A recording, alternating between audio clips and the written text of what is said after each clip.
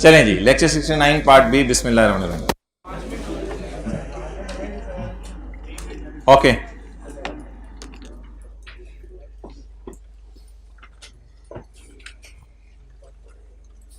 ये वाला कॉन्सेप्ट लेसी का जरा हम रिवाइज करते हैं।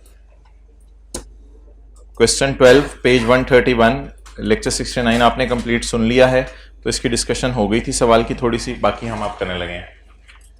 Residual value of the machine at the end of 3 years is 30। Lessee के एंगल से बातें हो रही हैं। रेजिडुअल वैल्यू एंड पे होगी 30, जिसमें से लेसी ने 20 गारंटी कर दी है, जिसमें से लेसी ने 20 गारंटी कर दी है।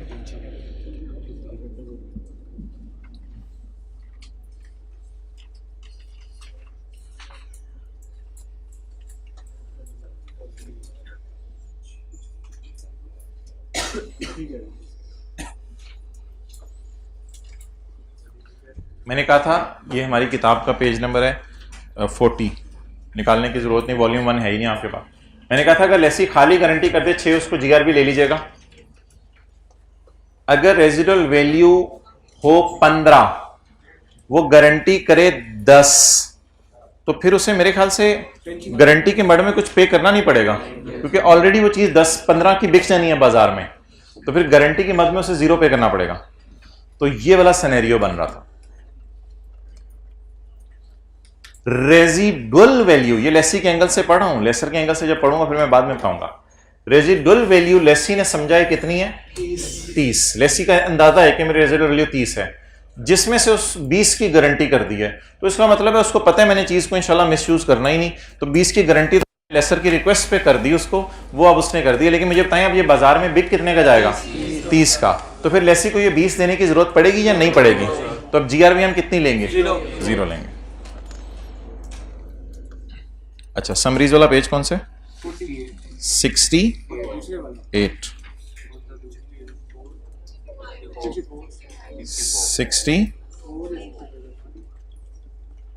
वो वैसे ही मैं लेसी का सवाल करना है ना, तो लेसी के सवाल के अंदर वो पेज निकाल के रख लेते हैं।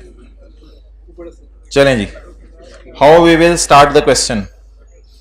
LP, PV of LP.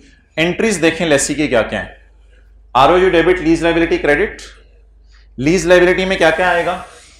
Down payment, rental और परचेज ऑप्शन की प्राइस या जीआरबी वगैरह। आईडीसी बिल्कुल अलग चीज है, उसकी अलग एंट्री होगी। प्रोविजन फॉर डीकमीशनिंग की बिल्कुल अलग एंट्री होगी। तो ये 3 एंट्रीज होंगी, आरओयू डेबिट, लीज लायबिलिटी, क्रेडिट।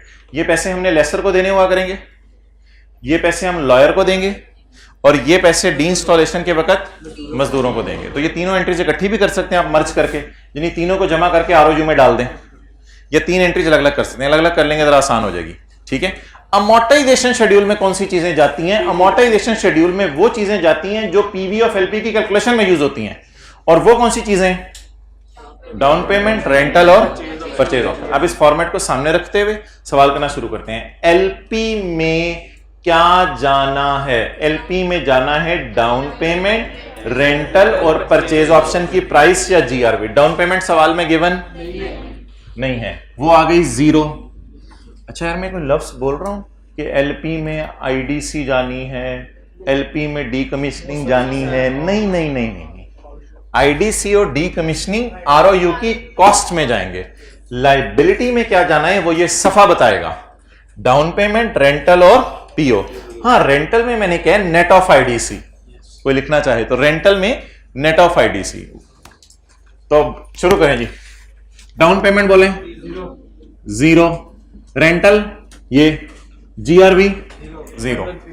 अच्छा, अब आप मुझे बता दें डिस्काउंटिंग जो मैंने करनी है 33 की, 38.5 की, 42.4 की, तो इसकी डिस्काउंटिंग करने से पहले अमोर्टाइजेशन शेड्यूल बना लेते हैं ताकि डिस्काउंटिंग करनी आसान हो जाए।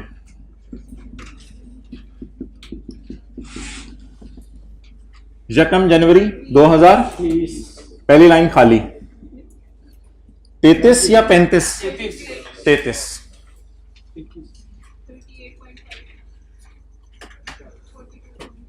42.4। इसको कितने साल पीछे बुलाने? 1 साल पीछे बुलाने? बिल्कुल नहीं, इसको एज इट इज लिख दें। इसको कितने साल पीछे बुलाने? 1 साल पीछे बुलाने हैं। सिंपल डिस्काउंट करेंगे 38.5 into 1.12 raise to power minus 1। इसको कितने साल पीछे बुलाने हैं? 2 साल जी, into raise to power minus 2 is equal to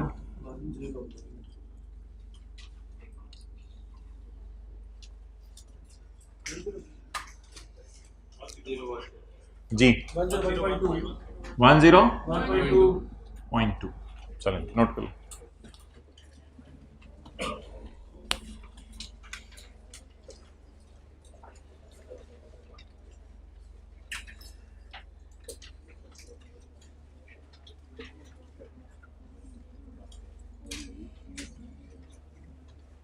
यार मुझे कोई ये बनवा दे उतनी देर।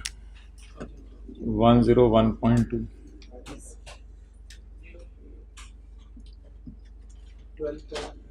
12 पॉइंट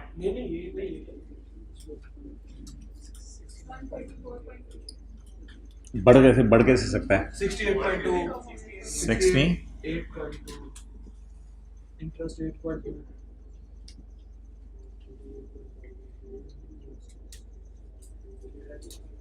30.3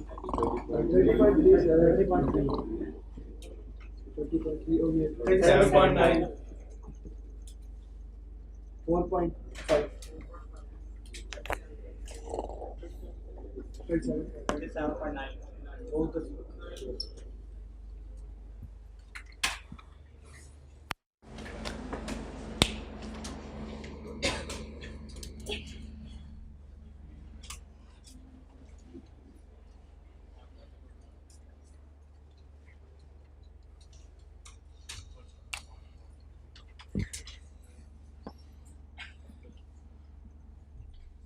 आज हमेशा के लिए ये बात ख़त्म कर दें।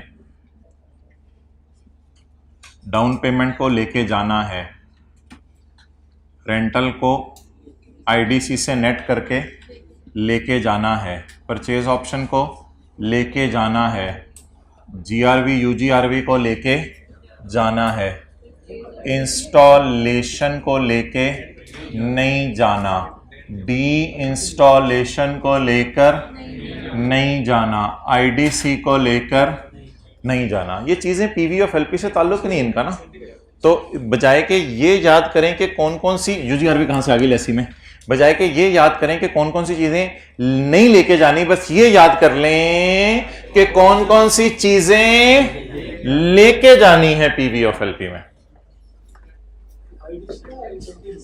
रेंटल आईडीसी से नेट करके होगा ना, लीज इंसेंटिव से, इंसेंटिव बबलू सारे टेंटे में माशाल्लाह, रेंटल इंसेंटिव से नेट करके। अब जरा चेहरों पे तसल्ली आ गई, वो भी कर लेंगे। डन जी। डी इंस्टॉलेशन की अलग से एंट्री होगी इंशाल्लाह, और इंस्टॉलेशन की अलग से होगी आईडीसी। इन तीनों को बल्कि आरओयू में डायरेक्ट डालते हैं।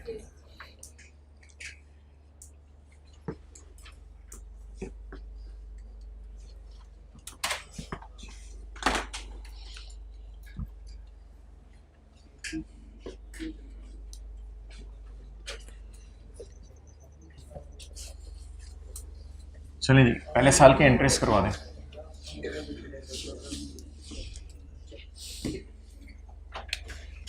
यकम जनवरी 2020 आरओयू डेबिट, लीज लाइबिलिटी क्रेडिट 101.2।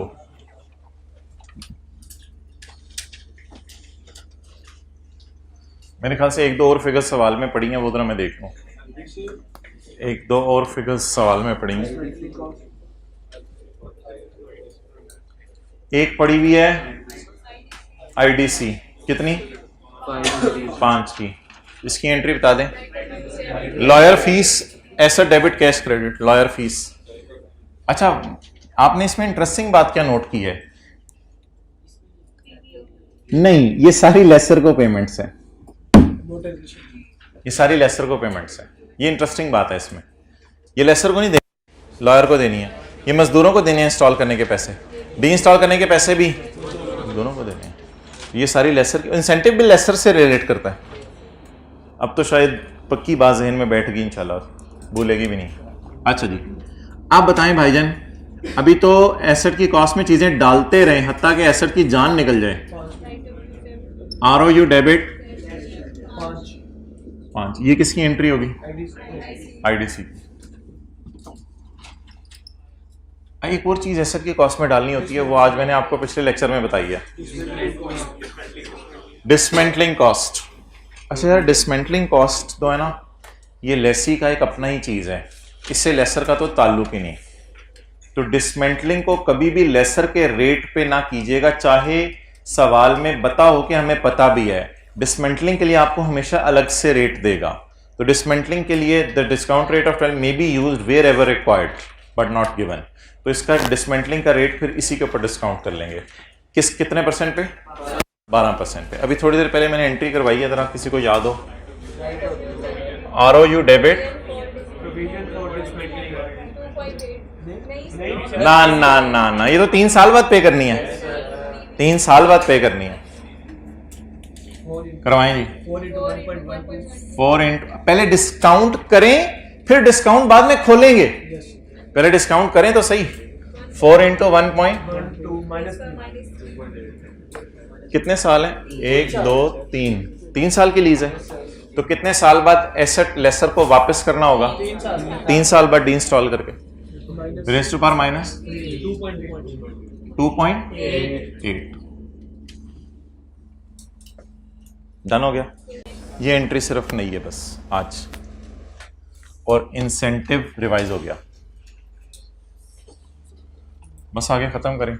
किस पहली एंट्री वो पेमेंट की करा दें। लीज लायबिलिटी डेबिट, नहीं इंटरेस्ट ना करें ना, क्योंकि lease liability debit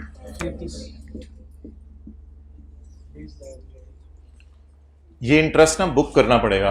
8.2 interest expense debit, interest expense debit, ये लीज वाला इंटरेस्ट है 8.2। दो एंट्रियां बहने आपस में, एसेट को डेप्रीशिएट कराएं, प्रोविजन को बढ़ाएं।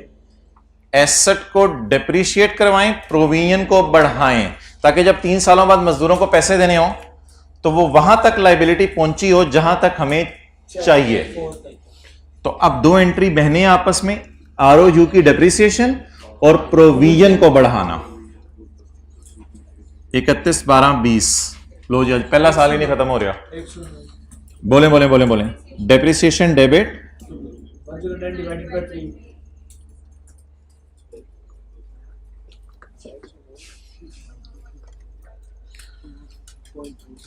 अगर ओनरशिप ट्रांसफर हो जानी है तो फिर डेप्रीशिएट करें यूजफुल लाइफ पे, और अगर ओनरशिप ट्रांसफर नहीं होनी तो फिर शॉर्टर पे डेप्रीशिएट करें। और अगर सवाल साइलेंट है तो एज्यूम करें कि एंड पे ट्रांसफर नहीं होना, इसलिए शॉर्टर पे डेप्रीशिएट कर दें।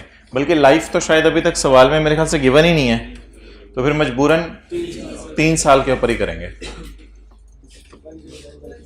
यार ROU निकालनी पड़ेगी, ROU निकालनी पड़ेगी। 101.2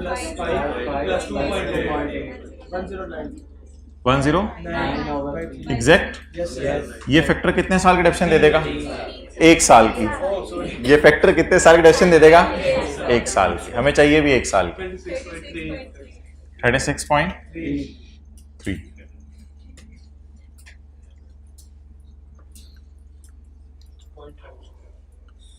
मजदूरों को कितने देंगे 3 साल बाद?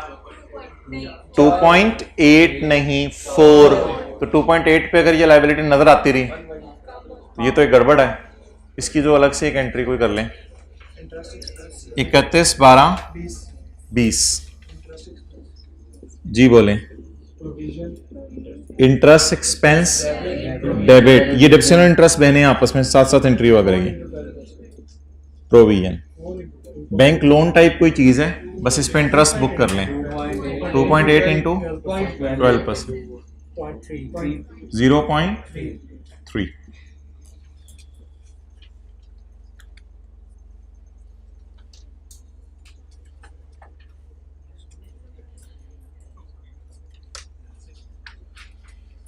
अल्लाह का शुक्र है यार, ये मेरा सवाल पेपर में बड़ा अच्छा हुआ था, मैंने सारी एंट्रीज कर दी।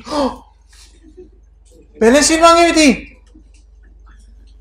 P&L मांगा हुआ था, इसमें तो मैंने 9 नंबर लगाए थे अपने। मैं जा रहा हूं तरफ दोबारा, अब चांस है इसके पास 6 महीने बाद ना हो तो। क्या मांगी थी? प्रॉफिट एंड लॉस और बैलेंस शीट। P&L में बता दें क्या क्या जाएगा। P&L में डेफिशिएंट जानी है, ROU की एंट्री तो सोल्यूशन में आपको घर जाके नहीं मिलेंगी। डेफिशिएंट जानी है P&L में, इंटरेस्ट एक्सपेंस जाना है P&L में, इंटरेस्ट एक्सपेंस जाना है P&L में। अच्छा, ROU कितने पे जाना है? 109 माइनस 36.3। लीज लाइबिलिटी हमारे साल की पेमेंट के नीचे ये करंट में चला जाएगा और ये नॉन करंट में चला जाएगा। एक नई चीज वो मैं आपको बैलेंस शीट में शो कर दूं, वो है प्रोविजन। प्रोविजन क्रिएट कितने पे हुई? 2.5 ग्रो कितने से हुई? 3.1 नॉन करंट में डालेंगे, करंट में डालेंगे? भाईजान फिलहाल ना 2 साल रह गए हैं डिसमेंटल होने में। 1 साल तो गुजर गए ना, हम 31/12/20 पे खड़े हैं, तो 2 साल बाद ये पैसे मजदूरों को देने हैं। कोई मशवरा दे दें ऊपर क्या लिख लूं? नॉन। ये जरा नोट कर लें, ये नई चीज है। प्रोविजन फॉर डिसमेंटलिंग, 2 साल बाद मजदूरों को पैसे देने हैं।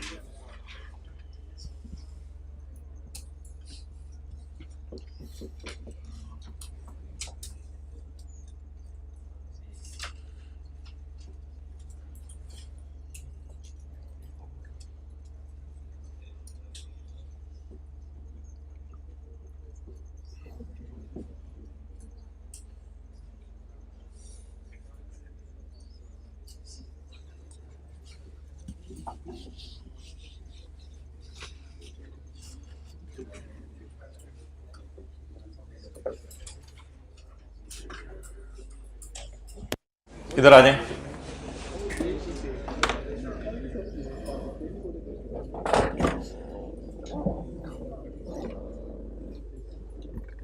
पॉइंट नंबर बी, उधर रखो पहले कैमरा।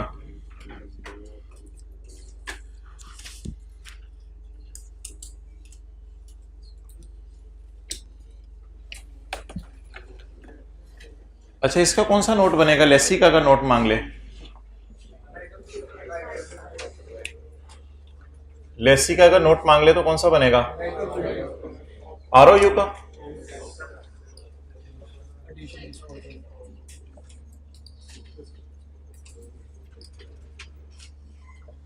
ऐसे ही हो जाएगा।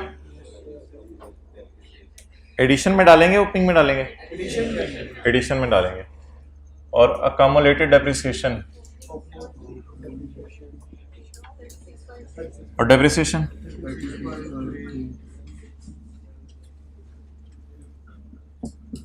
और ये बुक वैल्यू आ जाएगी। एक ROU का नोट बनेगा लेसी का। यार उधर से देखें ना, ऐसी लेसी का नोट इधर से देखें। General description maturity analysis ROU का note just like IAS 16। General description maturity analysis, reconciliation नहीं बनती इसमें, तो हमारे साल की पेमेंट के नीचे लाइन लगा देंगे। ये लेस देन 1 ईयर, ये 1 2, ये लीज का नोट बन जाएगा। तो ये पेजेस को ना जरा यूज करना सीखें। Next, using the information given in part A above, prepare the note in the balance sheet of lessor for 31/20। 31/20 का लेसर का नोट मांगा है। अच्छा, मुझे ये बता दें कि ये लीज फाइनेंस है जो ऑपरेटिंग है लेसर के एंगल से? लेसर के एंगल से। अच्छा, पहला सवाल, क्या तीसरे साल के एंड पे मार्केट प्राइस से कम में खरीद सकते हैं? कुछ ऐसा लिखा हुआ है? नो। क्या दूसरे साल के एंड पर? भाईजान बड़ी इंपॉर्टेंट डिस्कशन हो रही है उधर वाले हजरात, क्या तीसरे साल के एंड पर ये मुफ्त में हमें एसेट दे देगा लेसर? नो। क्या 3 को डिवाइड करूं यूजफुल लाइफ पे तो जवाब 75% से आता है पता नहीं, लाइफ मिसिंग है, लाइफ मिसिंग है।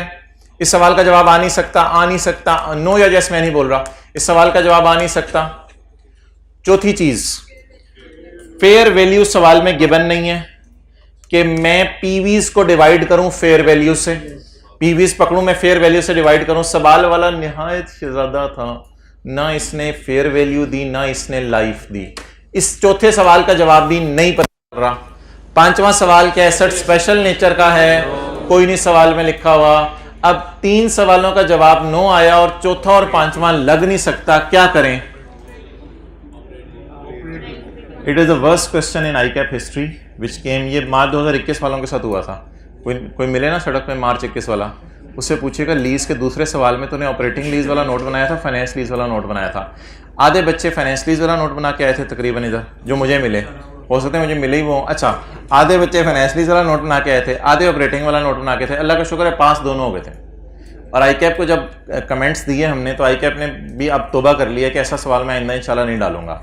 और मार्च 2021 होगी, उसके बाद 3 अटैम्प्ट्स आ गए हैं, ICAP ने तौबा कर लिया, ऐसा अजीब सवाल नहीं डाल ली जिसमें पता ही ना चले लीज फाइनेंस है या ऑपरेटिंग है। बहरहाल ICAP ने अपने सोल्यूशन में इसको फाइनेंस लीज लिया हुआ है, मैं भी इसको फाइनेंस लीज लेके चल रहा हूँ। मुझे तो कुछ समझ नहीं आई थी बात की। ICAP ने एक थोड़ा सा अजीब सा जवाब दिया था, रिकॉर्डिंग है यूट्यूब पे भी जानी है। तो ICAP को मैंने जब ईमेल की तो ICAP ने कहा आमतौर पे चीज़ों की लाइफ, कोई मशीनों की लाइफ 3 साल 4 साल ही होती है, ज़्यादा होती नहीं। तो इसलिए लाइफ टोटल 3-4 साल ही होती है। टेक्नोलॉजी इतनी तेज़ी से दुनिया में चेंज हो रही है तो लाइफ शायद 3-4 साल ही हो, तो 100% लाइफ का तकरीबन आप इंजॉय कर रहे थे, तो इसलिए ये फाइनेंस लीज थी। तो ये कोई ऐसा जवाब आपसे शेयर भी करते हुए मुझे शर्म सी आ रही है। तो लेकिन उसके बाद ऑब्वियसली ICAP ने अपने आप को जस्टिफाई तो कर लिया ये जवाब देके, लेकिन बाद में इस हरकत से उसने तौबा कर ली। लेकिन अगेन आई से फाइनेंस और ऑपरेटिंग दोनों वाले बच्चे कहते हैं हम पास होके आए हैं। ये नहीं पता इस सवाल की बेस पे हुए या किसी और की बेस पे हुए हैं। अच्छा, मेरा फिलहाल इसको फाइनेंस लीज समझ के मैं सॉल्व करने लगा हूँ। फाइनेंस लीज की रिवीजन, फाइनेंस लीज का सवाल कैसे शुरू होने, ये है ना, ये शुरू कहां से होने, GI और NI से। GI is down payment plus rental plus purchase option. If ownership will not transfer, GI is equal to down payment plus rental plus GRV plus UGRV, ये चीजें जमा करेंगे। अच्छा भाई मेरे, ये अंग्रेजी का फिक्रा, अब आप पूरा सवाल मैं पढ़ूंगा लेसर के एंगल से। अब आपने देखना है लेसर के एंगल से कैसे चीज़ों को लेके चलना है। On 1 January Dettol acquired a machine, तो लेसर ने मशीन दी होगी, उसने 3 साल के लिए लीज पे लिया है, तो लेसर ने 3 साल के लिए लीज पे दी होगी। पहला किराया अगर उसने 35 पे करना है तो उसको मिलेगा। हर साल अगर किराया बढ़ना है तो लेसर को बढ़ा हुआ मिलेगा। जहां पे कोई चेंज आई मैं खुद बताऊंगा, अभी तक सवाल उसी तरह चल रहा है। लेसी ने 5 रुपए अपने लॉयर दिए, ये एंट्री लेसर की बुक्स में नहीं करेंगे, ये तो लेसी का अपना खर्चा है, ROU में तेरा अपना मामला है। अगर सवाल में दिया होता ना लेसर ने अपने लॉयर को पैसे दिए हैं, वो फिर लेसर की IDC इस जनरल एंट्री में आती है, उधर जनरल एंट्री देख लें। लेसी ने पे किए, लेसर ने पे किए, लेसी ने पे किए, तो लेसर के लिए इसको आपने दोबारा नहीं डाल देना। लेसर के सवाल में पैसे गए ही बेचारे लेसी के हैं। इस लाइन को मैंने काट दिया ताकि मेरा सवाल किसका बनता जा रहा है, लेसर का। As an incentive to deal, lessor ने कहा तुझे 2 रुपए छोड़ूंगा, इसका मतलब है लेसर 35 की बजाय 33 लेगा, तो इस बात को लिखा रहने दें। लेसर को अपना रेट पता होगा, ये ना कहिएगा लेसर को अपना भी नहीं पता, वो लेसी को नहीं पता। तो लेसर हमेशा यूज भी इम्प्लिसिटी करता है, इसमें हमने कोई एक्सेप्शन भी नहीं डाली थी। लेसर यूज भी इम्प्लिसिटी करता है। हाँ, वो मैन्युफैक्चरर डीलर के केस में हायर ऑफ करता है कुछ, लेकिन इधर तो लेसर इम्प्लिसिट रेट यूज करता है। इसलिए लेसर को अपना रेट, अगर अपना ही रेट ना बताओ तो लेसर को अपना रेट पता होगा। ओके, आगे चलें, आगे चलें। यार ये जो सवाल है ना, इसको अब आप देखें। The residual value is estimated at 30, out of which lessee has guaranteed 20। Lessor के एंगल से मैंने कहा था इसको ऐसे सोचा करें, the residual value is 30, out of which lessee has guaranteed 20, so the remaining is unguaranteed. Note करें, लेसर के एंगल से इसको ऐसे पढ़ते हैं, सो रिमेनिंग इज अनगारंटेड। वो पहले किसके एंगल से पढ़े थे? लेसी के एंगल से। The residual value is 30, lessor के जूते पहन के सोचें, रेजिडुअल वैल्यू 30 है, उसमें से 20 लेसी दे देगा तो बाकी किसी कहीं और से आ जाएंगे, फिर ऐसे तो बाजार बेच के।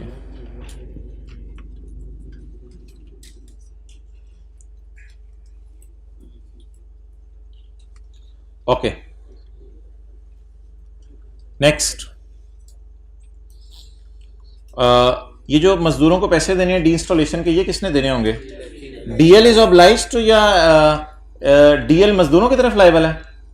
डीएल मजदूरों की तरफ लायबल है ना, डीएल लेसी मजदूरों की तरफ लायबल है ना, तो लेसी लेसर का आपस का कोई रिश्ता नहीं है। ये इसको भी क्या कर दें?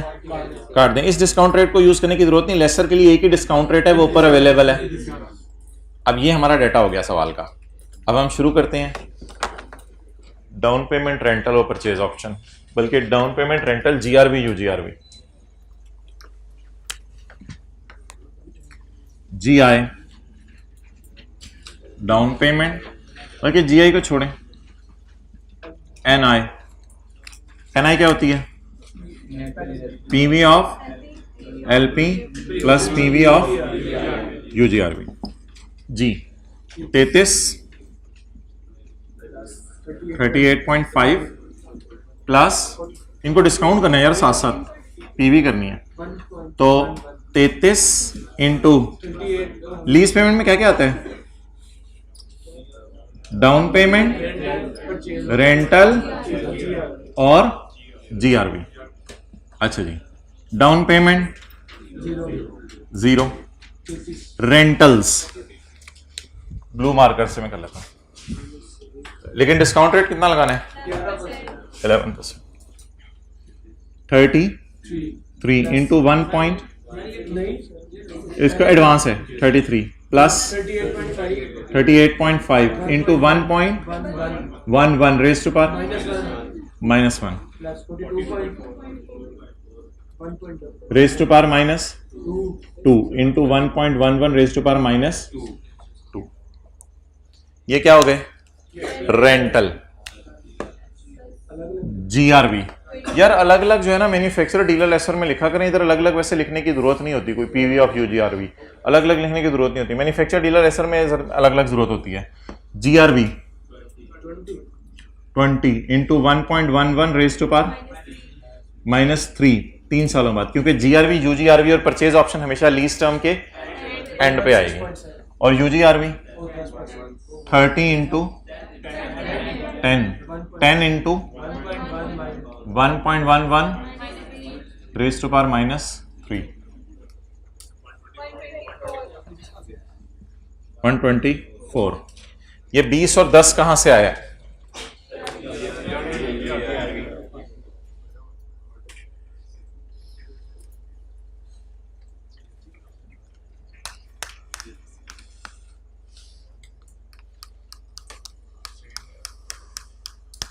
मैं कोशिश करता हूँ वैसे कल 3-4 मिनट अगर निकाल लूँ, लेसी और लेसर के एंगल से जीआरवी, यूजीआरवी आपको रिवाइज करवा दूँ, ताकि वो एक, बाकी चीज़ें तो बंदा हैंडल कर ही लेता है, ये कोई चीज़ आ रही है जो थोड़ा टफ टाइम दे रही है, इसको रिवाइज कर लेते हैं ज़रा। चलें जी, अल्लाह का शुक्र है, रेंटल तो आप कर ही लेंगे, डिस्काउंट रेंटल भी कर लेंगे। जीआरवी, यूजीआरवी में कोई गलत फिगर लिख देगा, क्या होगा? सिर्फ उतने से पोर्शन के मार्क्स कट जाएंगे। ये आ गई आपकी एनआई। अच्छा यार मैंने इसकी जनरल एंट्रीज कर रहा हूँ, लेकिन इसकी जनरल एंट्रीज जो है ना मैं कर नहीं सकता, लेकिन आपके रिवीजन के लिए मैं करने लगा हूँ इसकी जनरल एंट्रीज। लेसर ने बाजार से एसेट खरीदा होगा फेयर वैल्यू पे, ऐसा ही है, तो ये मुझे गिवन नहीं है, पहली एंट्री ये होती है। फिर लेसर ने एसेट किस पे दिया होगा? लीज पे दिया होगा। Lease receivable debit, asset credit, और लेसर की आईडीसी में क्रॉस नहीं लगाऊंगा, है ही नहीं, जीरो है। एसेट की फेयर वैल्यू मुझे सवाल में गिवन नहीं है। लीज रिसीवेबल बुक होगा एनआई से, कितना? चलें पहली एंट्री कर लें। पहली आईडीसी मैंने क्यों 0 लिया? सवाल में गिवन नहीं है। फेयर वैल्यू भी सवाल में गिवन नहीं है, उसे मैंने क्रॉस लिखा है क्योंकि आईडीसी नहीं गिवन तो वो 0 है, लेकिन फेयर वैल्यू अगर नहीं गिवन तो वो है सही, लेकिन हमें पता नहीं है।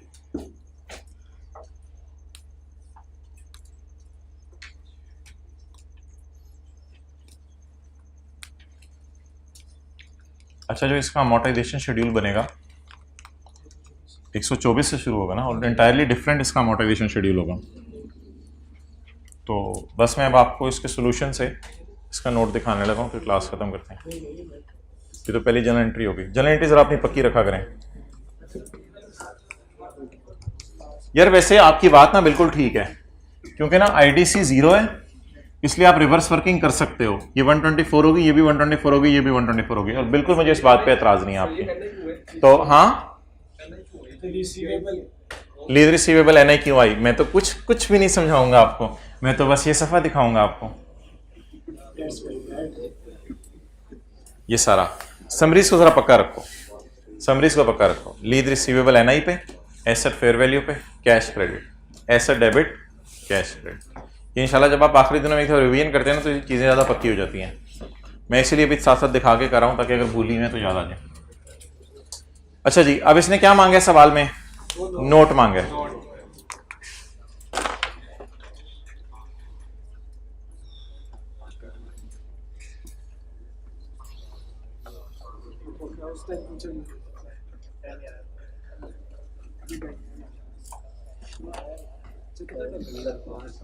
बस खत्म हो गया अब। हाँ जी भाईजान, जगम जनवरी 20 को रेंटल बोलें 33, एनआई निकाल ली भी 124, दूसरा रेंटल 38.5, तीसरा रेंटल, और जीआरवी यूजीआरवी इकट्ठी करके डालते हैं हम इधर, क्योंकि सेम डेट है, तो जीआरवी यूजीआरवी इकट्ठी करके डाल दी 30।